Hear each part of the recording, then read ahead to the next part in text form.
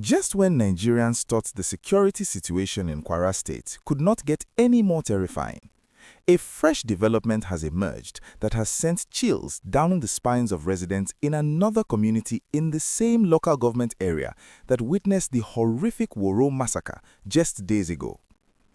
Suspected Boko Haram terrorists have reportedly delivered a threatening letter to Dunshigogo community in Kaiama Local Government Area, warning residents that the insurgents will soon visit their area.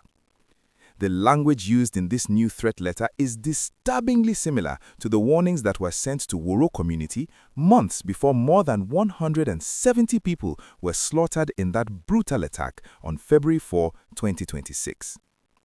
What makes this situation even more alarming is that this new threat was delivered while Vice President Kashim Shettima was actually in Kwara State conducting a condolence visit on behalf of President Bola Tinubu, showing just how brazen and fearless these terrorists have become.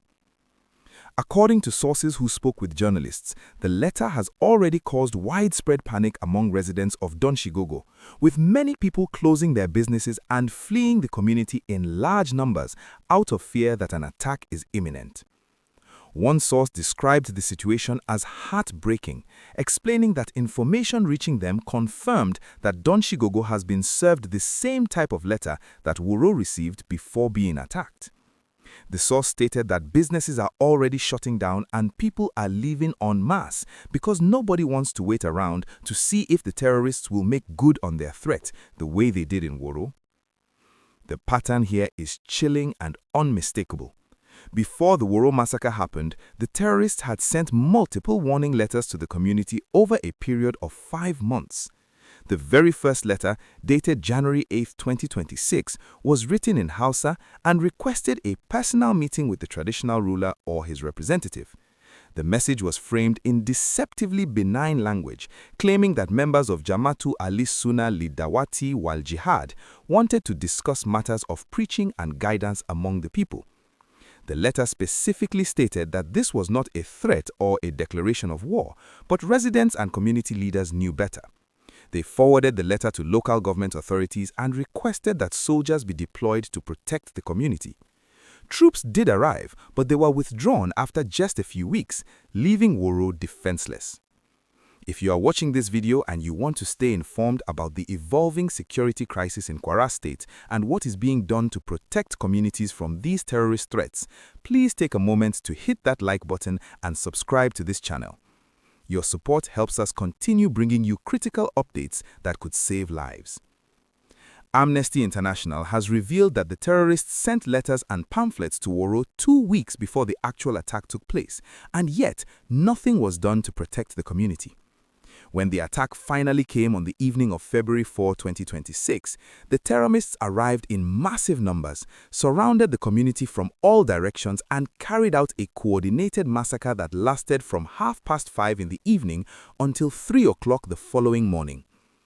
Among those killed were 2 wives of the Emir of Woro, several of his children, the chief imam of Woro, a school principal, a headmistress, and students who had just returned home from school.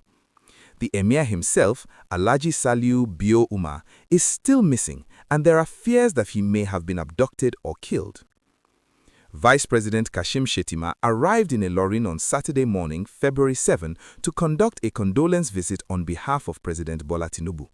However, what should have been a reassuring visit turned into another source of controversy when it was revealed that the Vice President never actually visited Woro community itself. Multiple sources at the Kwara State House told journalists that Governor Abdul Rahman Abdul Razak deliberately misled the Vice President by claiming that the journey to Woro was too long and that Shettima would not be able to return to Ilorin the same day. According to these sources, this explanation was false and was used to conceal the deplorable condition of the road leading to the community. The real issue was the terrible state of infrastructure, and the governor apparently did not want the vice president to see how bad things are. Sources questioned why alternative arrangements such as a helicopter were not made if the government was truly concerned about the victims. What do you think needs to be done to protect Dunshigogo and other vulnerable communities in Kwara State from suffering the same fate as Woro? Should the military establish permanent bases in these areas? Should communities be evacuated until the terrorists are neutralized? Drop your thoughts in the comments below. And if you have not already, please subscribe and turn on notifications.